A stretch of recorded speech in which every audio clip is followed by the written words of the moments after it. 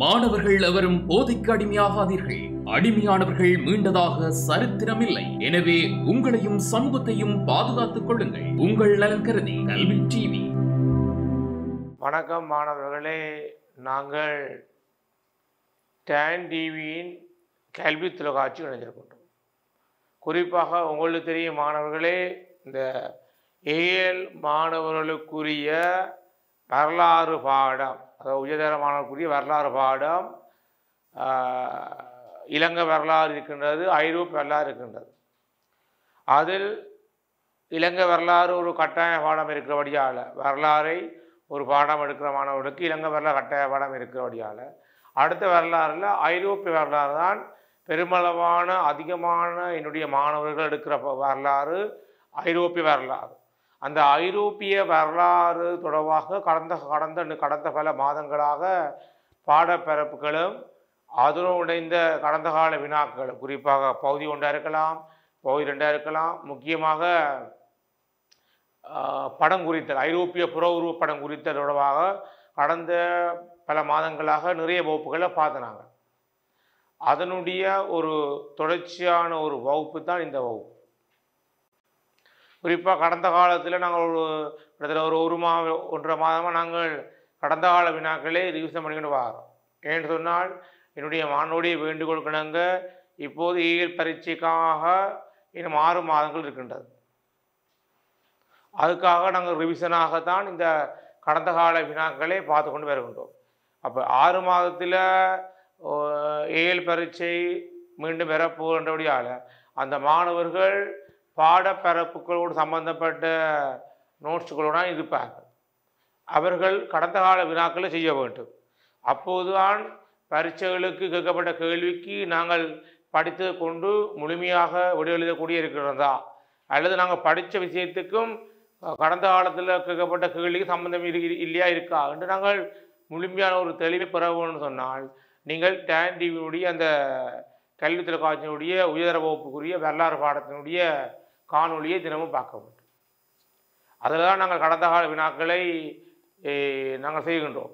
குறிப்பாக கல்வி தொலைக்காட்சியினுடைய பேசுக்கு பேச்சாக இருக்கலாம், அல்லது யூடியூப் சேனலாக இருக்கலாம். அதில் நீங்கள் பார்த்து கடந்த கால வினாக்களுக்கு எவ்வாறு விளக்கம் தரப்படுகின்றது, பகுதி 1க்கு எவ்வாறு விடை அளிப்பது, குறிப்பாக மெப்மாக்கிங், பெரும்பாலான மாணவர்கள் மெப்மாக்கியை குறித்து பழகுவதில்லை. விட்டு நோட்ஸுகளும் பகுதி 1க்கும் தனியாக செய்து கொண்டு இருப்பார்கள் ஒழிய மெப்மாக்கிங், குறிப்பாக அது இலங்கை வரலாறு இருக்கலாம் அல்லது ஐரோப்பிய வரலாறு இருக்கலாம், இந்த 2க்கும் மெப்மாக்கிங் முக்கியம். 12 புள்ளி வருகின்றது. அது மெப்மாக்கிங்கும் உங்களுடைய ஏத்தர சித்திகளையும் உங்களுடைய பெறுவேட்டையும் தீர்மானிக்க ஒரு முக்கியம் இருக்கக்கூடியால் நீங்கள் கல்வி தொலைக்காட்சி ஒளிபரப்படுகின்ற கடந்த கால வினாக்களுடன் நாங்கள் சேர்ந்து மெப்மாக்கிங்கை பார்க்கின்றோம். அது மெப்மாக்கிங் முக்கியமான ஒரு பகுதி.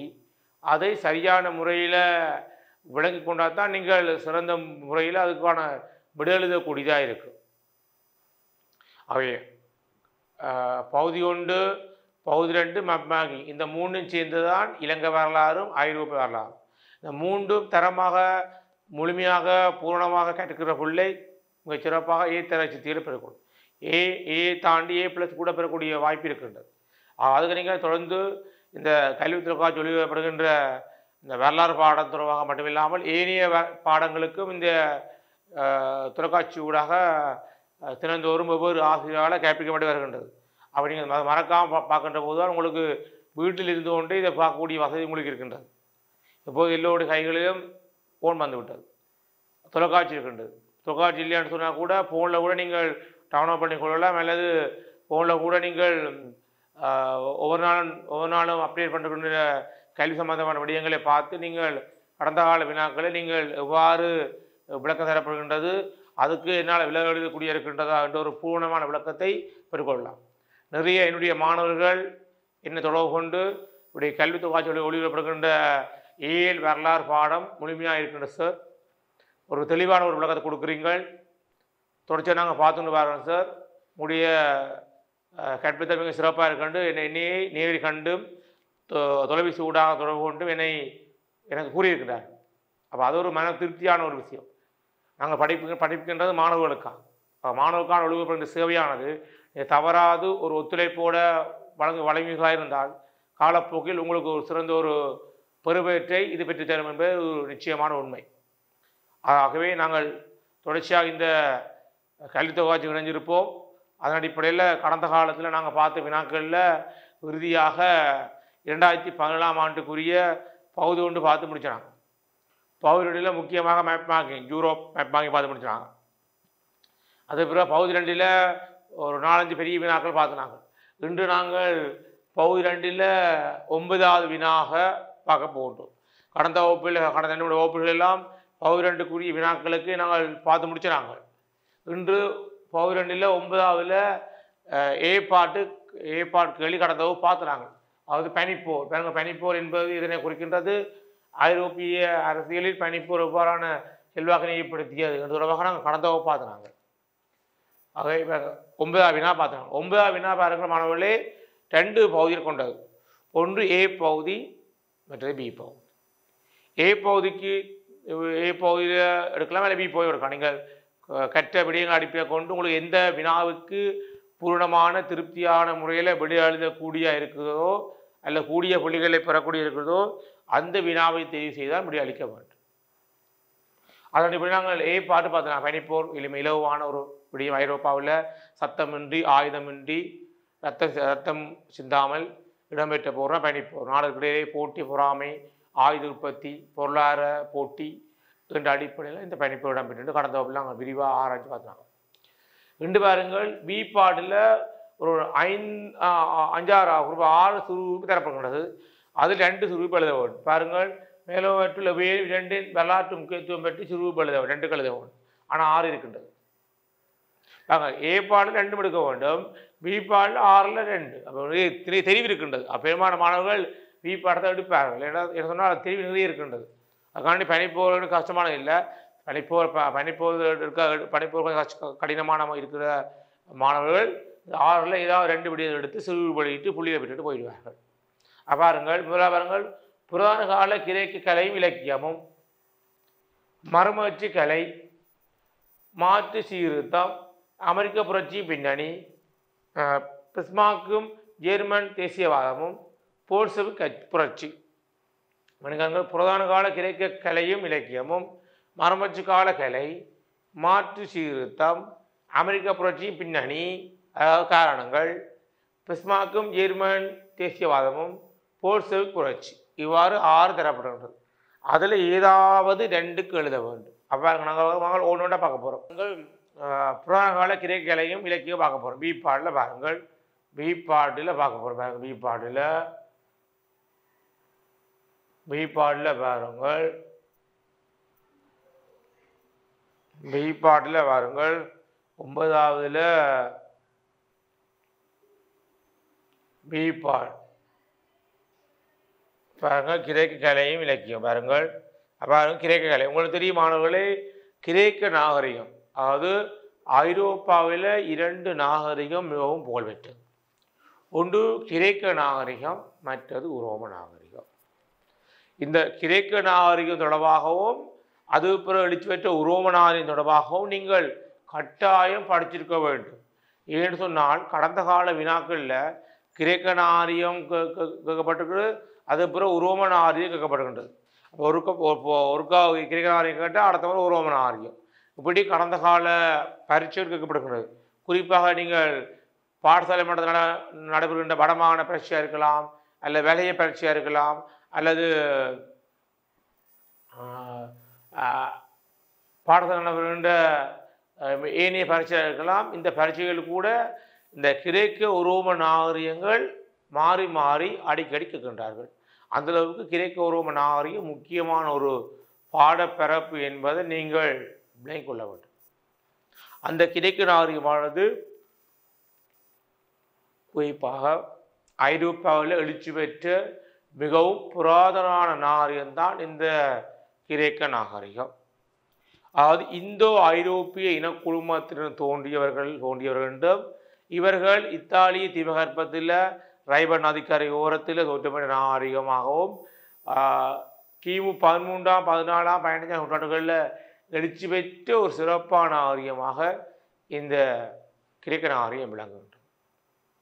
இந்த கிரேக்க நாகரிகத்தில் சிறப்பான முறையில் அரசாட்சி முறை இடம்பெற்றுகின்றது. பார்த்து நாங்கள் முடியாட்சி, பேரரசாட்சி, உயர்குடியாட்சி, தாழ்த்தப்பட்ட ஆட்சி, சில்லோர் ஆட்சி என்று செல்வந்தர் ஆட்சி என்று நிறைய ஆட்சி இடம்பெற்றுகின்றது.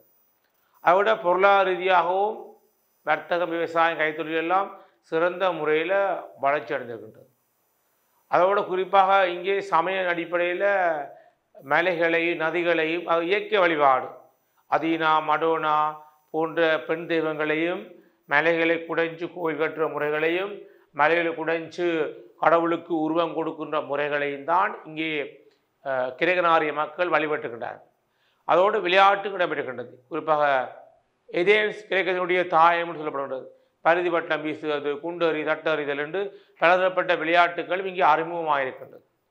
அதோட விஞ்ஞான ரீதியான பல விஞ்ஞான புதிய கண்டுபிடிப்புகளும் அறிவியல் சார்ந்த பல இலக்கியங்களும் இலக்கியவாதிகளும் எழுத்தாளர்களும் மருத்துவர்களும் என்று பலதரப்பட்ட விடயங்கள் இங்கே சிறப்பான முறையில் எழுச்சி பெற்ற வளர்ச்சியடைந்த நாகரிகம்தான் இந்த கிரேக்க நாகரிகம். அந்த கிரேக்க நாகரிகத்தில் நாங்கள் பார்க்க போகிற கலை. உடனே கலை என்றால் சிற்பம், சித்திரம், கட்டடம், இந்த மூன்று சிறப்பான முறை ஏற்றுக்கின்றது.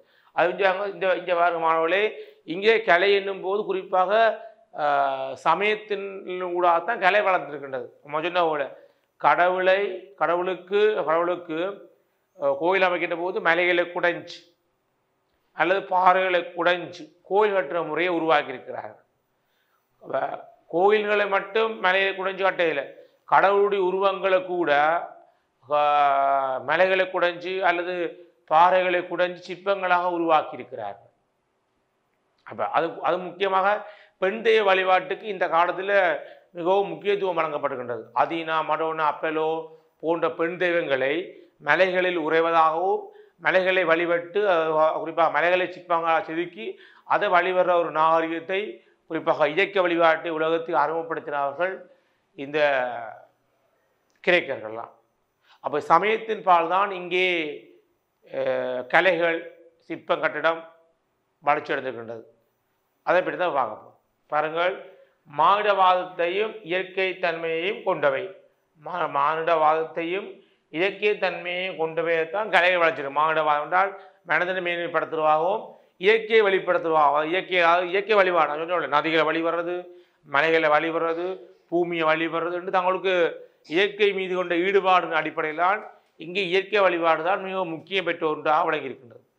அவர் வருங்கள் சாதாரண மனிதர்களின் சிலைகள் செய்யப்பட்ட அதேவேளை தெய்வங்களின் சிலைகளே அதிகம் இருந்தன. அப்போ சாதாரண மனிதர்களின் சிலைகள் செய்யப்பட்ட சாதாரண மனிதர்களுடைய சிலை செய்யப்பட்டு செய்யணும். அதோட முக்கியமாக ஒன்று கடவுளர்கள் மனிதர்களைப் போல இருப்பார்கள் என்ற ஒரு எண்ணத்தின் அடிப்படையில் கடவுளுக்கு மனித உருவம் கொடுத்து வழிபட்டார்கள் இந்த கிரேக்க நாகரிக மக்கள்லாம். முக்கியமான ஒரு விஷயம். முதல்ல பார்த்து நாங்கள் மலைகளை குடைஞ்சு பாறைகளை குடைஞ்சு சிற்பங்களை உருவாக்குற முறையை கொண்டு வந்திருக்கிறார்கள். அது கோயில் மட்டும் இல்லாமல் கடவுளுடைய உருவம் கூட அப்படித்தான். அதோட குறிப்பாக இந்த காலத்தை பாருங்கள், மனிதனுடைய சிலைகளை உருவாக்கப்பட்ட மட்டுமில்லாமல் கடவுளர்கள் மனிதர்களைப் போல இரு கைகள் இரு கால்கள் கொண்டோட இருப்பார்கள் என்று கடவுளுக்கு மனித உருவம் கொடுத்து வழிபட்ட நாகரிகம் இந்த கிரேக்க நாகரிக மக்கள்லாம். அவை உலகத்துக்கு கடவுளுக்கு மனித உருவம் கொடுத்து வழிபட்ட ஒரு முறையை, ஒரு பண்பாட்டு முறையை உலகத்துக்கு வெளிப்படுத்தினது. பிற்காலத்தில் நாங்கள் வழிபடுற கடவுள்கள் எல்லாம் மனித உருவம் கொடுத்து வழிபடுறதுக்கு காரணம் இந்த கிரேக்க மக்களுடைய பழக்க வழக்கங்களும் அவருடைய சம்பிரதாயம் அவருடைய கடவுளுடைய ஈடுபாடு தான் காரணம். உதாரணம் பாருங்கள், பாதினன் தேவாலயத்தில் அதீனா தேவதையின் சிலை. பாதினன் தேவாலயம் கோயில். அப்போ பாதினன் தேவாலயம் அமைச்சு அதில் ஒரு மலையை குடைஞ்சு சிற்பங்கள் செதுக்கியிருக்கணும்.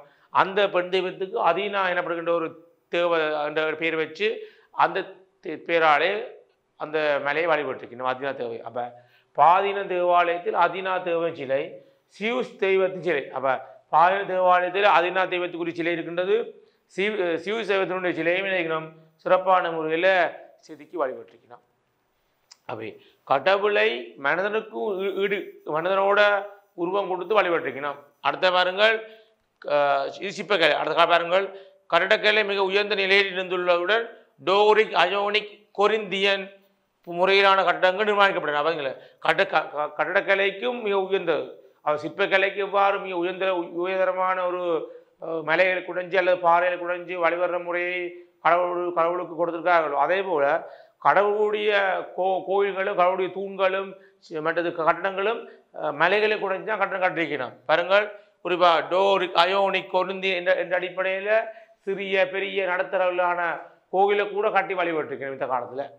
அடுத்த பாருங்கள் இலக்கியம், அதாவது இங்கே பாருங்கள் கலைகள் ஊடாக கலைகள் ஊடாக இலக்கியம் கூட வளர்ச்சிருக்கு. பாருங்கள் பல்வேறு இலக்கிய ஆக்கங்கள் இருந்துள்ளது. குறிப்பாக வீரகாவியங்கள், கோமரின் இலியட், ஒடிசி போன்ற மிக பெருமையான காவியங்களையும் கிரேக்க மக்களுடைய பழக்க வழக்கங்கள், சம்பிரதாய முறைகள், சமய முறைகள், அவர்களுடைய வாழ்வியல் பண்புகளையும் ஒழுக்க விளிமியங்களையும் பேசுகிறதாகத்தான் இந்த வீரகாவியங்களான ஒடிசி, இடியட் போன்ற காவியங்கள் அமைந்திருக்கின்றது.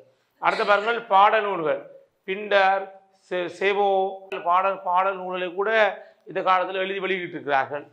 அடுத்த பாருங்கள் குறிப்பாக பல்வேறு நாடகங்கள் எழுதப்பட்டிருக்க பாருங்கள், சம்பாஷணை உரையாடல்கள், அதோட அரிஸ்டோபனஸ் போன்றவுடைய சம்பாஷணைகள், நாடகங்கள் போன்றும் இங்கு சிறப்பான முறையில் இருந்திருக்கின்றது. அடுத்தவர்கள் துயரின் முடிவு பாருங்கள், ஈஸ்கிளாஸ், சோபோக்லிஸ், யூரிபிலிஸ் ஆகியோரின் நிர்மாணங்கள். துயரின் முடிவு என்ற அடிப்படையில் நாடகங்களோட இலக்கியங்களோடு எழுதிக்கிறோம். எடுத்துக்கிட்ட பாருங்கள், ஈஸ்கிளாஸ், சோபோக்லிஸ், யூரிபிலிஸ் ஆகியோரின் நிர்மாணம். அடுத்த பாருங்கள் வரலாற்று ரீதியான ஹெரோடோட்டஸ் வாழ்ந்த ஒரு இடம் இந்த கிரேக்கம்தான். அதாவது பாரச யுத்தம் என்ற நூல்களின் ஹெரோடோட்டஸ் அவரால் வரலாற்று தந்தை என வர்ணிக்கப்படுகின்றார்கள். முதலாக வரலாற்றுக்கு ஒரு பூர்ணமான விளக்கத்தை கொடுத்தவரும் அவர்தான். அவர் வாழ்ந்த இடமாக தான் இந்த கிரேக்க நாகரிகம் விளங்குகின்றது. ஆகவே வரலாறுகளை பேடுகின்ற பழையகால பொருட்களை பழையகால விடயங்களை எழுதியோ அல்ல பொருட்களாக சேகரித்து அதோ வரலாறு என்ற ரீதியில் பிற்காலத்தில் அறிமுகப்படுத்தினார்கள் இந்த கிரேக்கர்களாம். அவர்கள் ஹெரோடோட்டஸ் நூல் முக்கியமான தூசிடைடஸ், ஹெரோடோட்டஸ் போன்ற வரலாற்று ஆய்வாளர்கள் இந்த காலத்தில் தோற்றம் பெற்றிருக்கிறார்கள். முக்கியமான ஒரு விடயமாக பார்க்கப்படுகிறது. அடுத்ததாக ஈசர் புனைக்கதைகள், கற்பனை கதைகள் அல்லது கற்பனை ரீதியாக ஒரு மாய பிம்பத்தை ஏற்படுத்த கதைகள் எல்லாம் இந்த காலத்தில் மிகவும் உச்சமான முறையில் கிரேக்க கலைஞர்களால் இலக்கியவாதிகளால் எழுதப்படுகின்றது. இவ்வாறு தான் இலக்கிய கலை வளர்ச்சிருக்கின்றது. மீண்டும் பாருங்கள் மாணவர்களை, மீண்டும் பாருங்கள் கிரேக்க கலை கேட்ட கேள்வி. கிரேக்க கலை பாருங்கள் மானுடவாதத்தையும் அதாவது மனிதனையும் இயற்கைத்தன்மையும் கொண்டவை. அடுத்தது சாதாரண மனிதர்களின் சிலைகள் செய்யப்பட்ட அதேவேளை தெய்வங்களின் சிலைகளே அதிகம் இருந்தன. அடுத்த உதாரணமாக பாதீன தேவாலயத்தில் அதீனா தெய்வத்தின் சிலை, சிவ்ஸ் தெய்வத்தின் சிலை. அடுத்தது கட்டடக்கலை மிக உயர்ந்த நிலையில் இருந்துள்ளவுடன் டோரிக், அயோனிக், கொரிந்தியன் போன்ற முறையிலான கட்டடங்கள் அந்த மூன்று வகையான கட்டடங்கள் உருவாக்கப்பட்டுகின்றது. இலக்கியம் குறிப்பாக பல்வேறு இலக்கிய ஆக்கங்கள் இருந்து காணலாம். குறிப்பாக வீரகாவியங்கள், ஹோமர், இலியட், ஒடிசி, பாடல் நூல்கள், பிண்டர், செபோ போன்ற பாடல் நூல்களும். அடுத்தவர்கள் நாடக சம்பாஷணை போன்ற நூல்கள் எழுதப்படுகின்றன. குறிப்பாக அரிஸ்டோபனஸ், துயரின் முடிவு, ஈஸ்கிளாஸ், சோபோக்லிஸ், யூரிபிலிஸ் ஆகியோர் நிர்மாணம். அடுத்த வரலாற்று நூல் ஹெரோடோட்டஸ் நூல், அது ஹிசியட் மேலையின் நாளும். அடுத்த ஈச புனைக்கதை. இப்படி கலைகள் இலக்கியங்கள் உச்ச வகையில் எழுச்சி பெற்று பிற்காலத்தை கலைகள் எழுச்சி வருவதற்கும் இலக்கியவாதிகள் தோற்றம் வருவதற்கும் பல்வேறு வீரகாவியங்கள் இலக்கியங்கள் எல்லாம் தோற்றம் பெறுவதற்கும் மிகவும் முன்னுதாரணமாகவும் வழிகாட்டிய விளங்கினாக்கள்லாம் இந்த கிரேக்கர்களாம் முக்கியமான உண்டு. அடுத்த பாருங்கள் மறுமலர்ச்சி கால கலை. முதல் பார்த்தாங்க கிரேக்க கலை, இப்போ பார்க்க போகிறது மறுமலர்ச்சி கால கலை. அதை கேள்விப்பீங்க கலையாங்கப்பட்ட கலை தான். அவங்களுக்கு தெரியும் மறுமலர்ச்சி கால கலைகள் பார்க்க முதல் நாங்கள் மறுமலர்ச்சி பற்றி கொஞ்சம் பார்க்கணும். பாருங்கள் உங்களுக்கு தெரியும் ஐரோப்பாவில் கிபி 14ஆம் நூற்றாண்டிலிருந்து 16ஆம் நூற்றாண்டு வரைக்கும் அரசியல், பொருளாதாரம், சமயம், கலை, இலக்கியம், விஞ்ஞானம், மருத்துவம் போன்ற பலதரப்பட்ட விடயங்கள் ஏற்பட்ட ஒரு பாரிய மாற்றம் தான் மறுமலர்ச்சி என்று ஐரோப்பிய வரலாற்றை வர்ணிக்கிறார். அவை மானியம் ஒரு சமுதாயத்தினுடைய வீழ்ச்சி பெறது, நிலம், அதன் உரிமை, அதன் சேவை என்ற அடிப்படையில் தோற்றம் பெற்ற மானியம் ஒரு சமுதாயமானது 1453ஆம் ஆண்டு மேற்கு கிழக்குடைய வர்த்தக நகரமாகவும் செல்வம் கொடுக்க நகரமாக விளங்கின கொன்ஸ்டாந்தினோடு எனப்படுகின்ற பைசாந்தி நகரத்தினை ஒட்டோமர் துருக்கி எனப்படுகின்ற அராபியர்கள் கைப்பற்றி மறுமலர்ச்சி செய்யப்பட்டது. இதுதான் மறுமலர்ச்சி செய்யப்பட உடனடி காரணம். அவருடைய காரணம் இருக்கின்றது. பணப்பழக்கம் வந்தது, வர்த்தக வளர்ச்சி, அதோட நாடு பயணங்கள், இப்படி நிறைய காரணம் இருக்கின்றது. ஆனால் 1453ஆம் ஆண்டு கொன்ஸ்டாந்தினோ நகரத்தினை ஒட்டோமுத்துவில் கைப்பற்ற மறுமலர்ச்சி செய்யப்பட்டது. ஆகவே மறுமலர்ச்சி என்ற இப்படி பூர்வ விளக்கம் எழுதணும். நாங்கள் சோட்டா சொல்லுவோம் மீண்டும் எழுதல், பல புத்துணர்ச்சி, அதாவது மீண்டும் மீண்டும் உருவாகுதல் என்று பல வகையாக சொல்லுவோம். ஆனால் பூர்வான விளக்கம் நீங்கள் எழுத வேண்டும். இப்படி எப்படி 16 நூற்றாண்டு தொடக்கம் 16 நூற்றாண்டு வரை ஐரோப்பாவில் அரசியல், பொருளாதாரம், சமயம், கலை, இலக்கியம், விஞ்ஞானம், மருத்துவம் என்று எல்லா துறைகளிலும் பாரிய அளவிலான ஏற்பட்ட ஒரு மாற்றம் தான் மறுமலர்ச்சி. இந்த மறுமலர்ச்சியால் தான் கலைகள், விஞ்ஞானம், மருத்துவம், மானுடவாதம், சமயம், அரசியல், பொருளாதாரம், இலக்கியம் என்று பலதரப்பட்ட விடையில் மறுமலர்ச்சி செய்யப்படுகின்றது. அந்த மறுமலர்ச்சியானது இத்தாலியில் புளோரன்ஸில் ஏற்பட்டது. அந்த மறுமலர்ச்சியினுடைய கலையை பற்றி பார்க்க போகிறோம். கலை உங்களுக்கு தெரியும், சிற்பக்கலைகள், சித்திரக்கலைகள், கட்டடக்கலை வரப்போகிறது. அப்போ அதனால் பாருங்கள், லியோ டாவிசி, மைக்கேலஞ்சலோ, ரபாயல், பொட்டிசெல்லி, மொசக்கியோ போன்ற கலைஞர்கள் இங்கே கலைகளை வளர்க்குவதற்காக மிக உச்ச அளவில் பாடுபட்டுகின்றார்கள். இவர்களால் மோனிசா ஓவியம், இறுதி ராப்போசனம், இறுதி தீர்ப்பு, தேவது உருவம், ஆதாம் சித்திரம், பீட்டா சிலை, தாவி சிலை, மோசன் சிலை என்று பலதரப்பட்ட சிற்பங்கள், ஓவியங்கள், கட்டணம் எல்லாம் உருவாக்கப்படுகின்றது. வில்வாலை கூரைகள், உயர்ந்த தூண்கள், அரைவட்ட சிகரம், அரச மாளிகை என்று ஏகப்பட்டு உருவாக்கப்படுகின்றது. அதோட பார்த்தா இப்போ பார்க்க போகிறோம். பாருங்கள், மறுமலர்ச்சி கால கலை, கட்டிடம், சித்திரம், சிற்பம், கலைகள் இடம்பெற்றன. கலைகளின் நோக்கம் மனிதனது உலகினதும் அழகியல் நோக்கு மனிதனதும் உலகினதும் அழகியல் நோக்கு அடிப்படையில் கலை உருவாக்கப்படுகிறது. அதாவது கட்டடக்கலை மத்திய கால ஐரோப்பாவில் ரோமானக்ஸ் கோதிக் முறைகளுக்கு பதிலாக மறுமலர்ச்சி காலத்தில் பாரம்பரிய கிரேக்க, டோரிக் மற்றும் இயோனிக் முறையிலான கட்டடங்கள் அமைக்கப்பட்டன. அவங்க மத்திய காலத்தில் ரோமானக்ஸ் கோதிக் போன்ற முறையிலான கட்டடங்களுக்கு பதிலாக மறுமலர்ச்சி செய்யப்பட்ட பிறகு பாரம்பரியமாக கிரேக்க உருவமான பின்பற்ற வந்த டோரிக் மற்றும் இயோனிக் முறையிலான கட்டடங்கள் உருவாக்கப்பட்டன. அடுத்த வாரங்கள் அரைவட்ட வடிவிலான தூண்களை கொண்ட உருவ முறைகளும் கட்டடங்கள் கட்டப்பட்டன. அரைவட்ட சிகரங்கள், வில்வலை கூரை கட்டப்படுகின்றது. அடுத்த வாரம் சிற்பக்கலை கூட பாருங்கள், மனித உடம்பினை தத்ரூபமாக வடிவமைத்தல், மலைகளை குடைஞ்சு, பாறைகளை குடைஞ்சு மனிதனுக்கு கடவுள் உருவம் கொடுத்து வழிபட்டார்கள் இந்த கிரேக்க நாகரிக மக்கள்லாம். அது அந்த பண்பிஞ்சு வந்திருக்கு, மறுமலர்ச்சி புற வந்திருக்கின்றது மத்திய காலத்தில் விரையில். ஏன்னா மத்திய காலத்தில் சமயம் முக்கியப்பட்டபடியாக விரையில். அடுத்த சிறந்த சிற்ப கலைஞர்களாக டொனாடேலோ, டேவிட் சிலை, மைக்கேலஞ்சலோ, மோசன் சிலை, தாவி சிலை, பியட்டா சிலை போன்றன. அப்போ மைக்கேலஞ்சலோவால் சிற்பக்கலையை வளர்த்திருக்கிறார்கள்.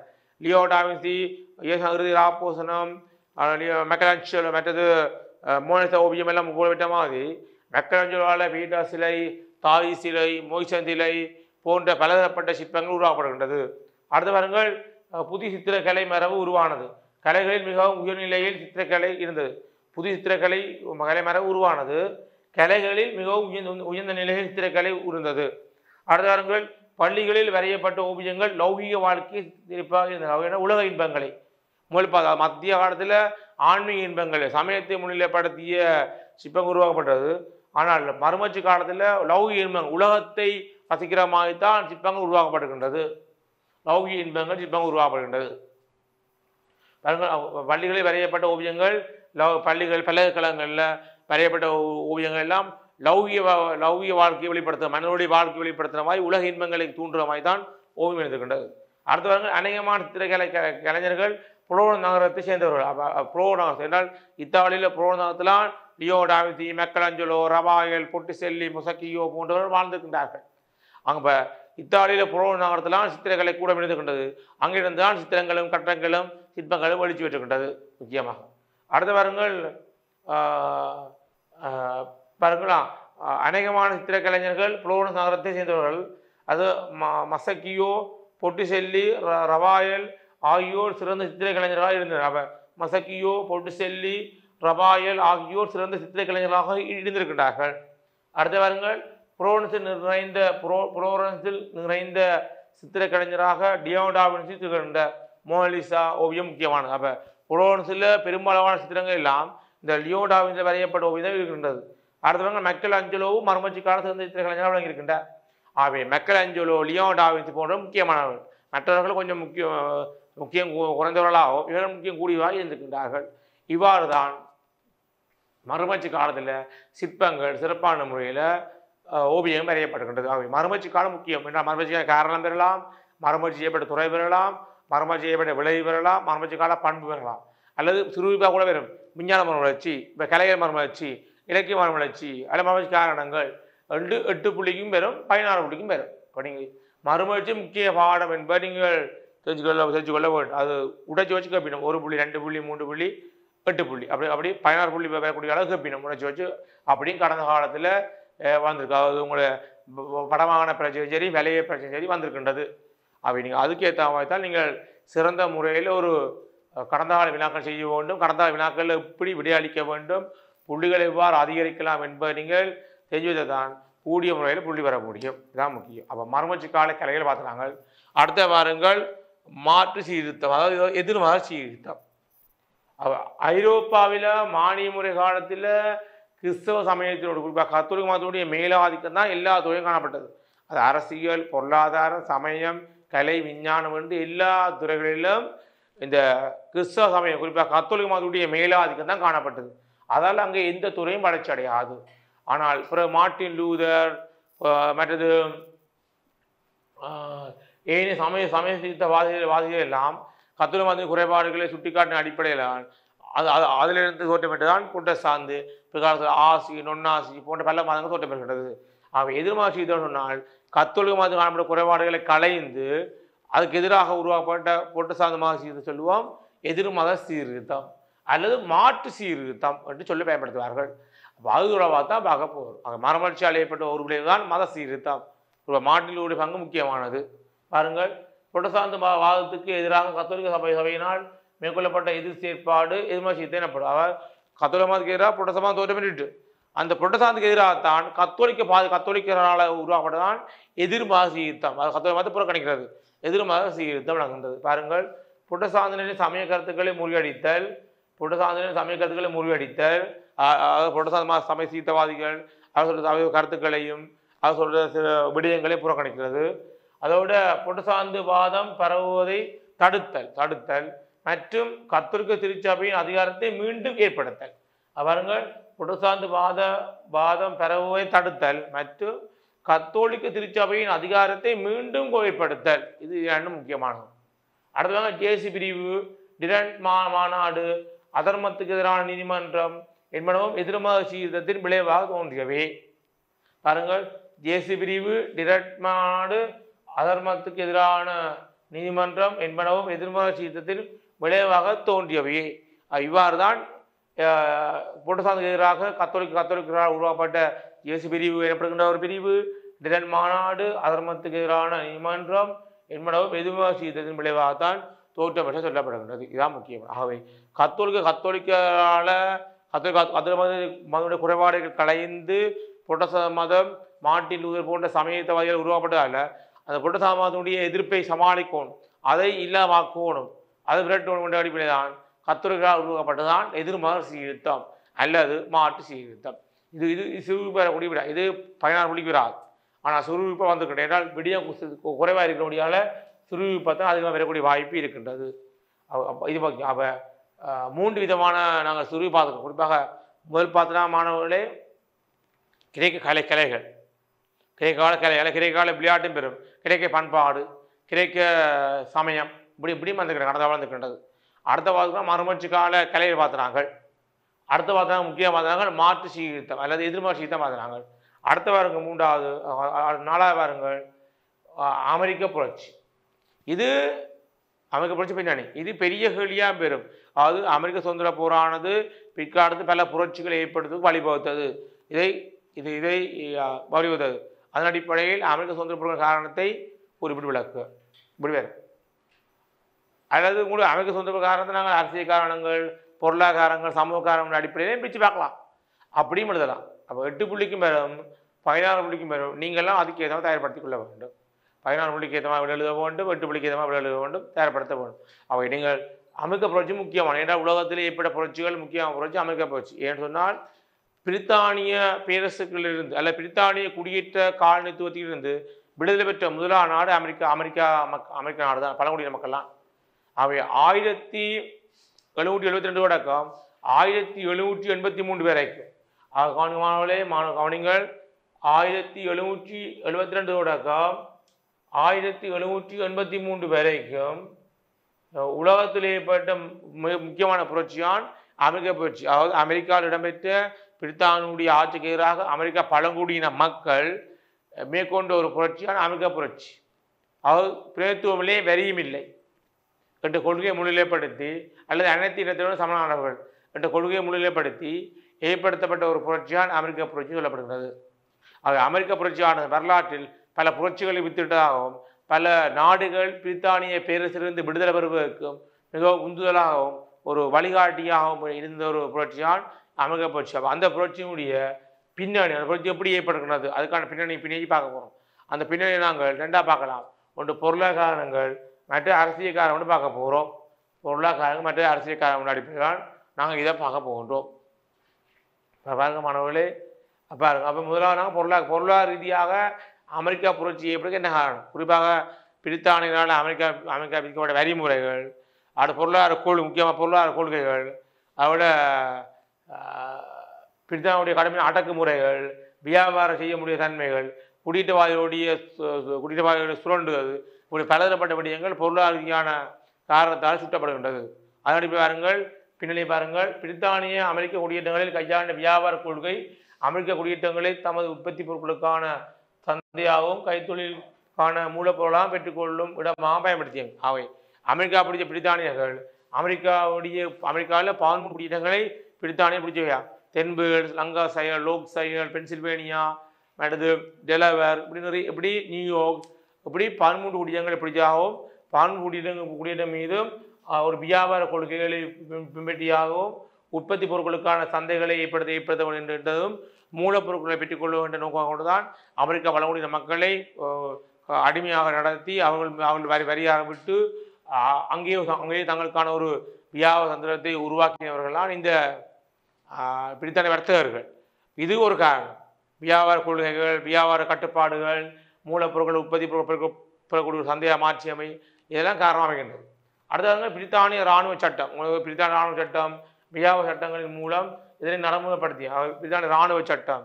இந்த பிரித்தானிய இராணுவ சட்டத்தை பிரயோகித்து கடுமையான அடக்குமுறைகளையும், கடுமையான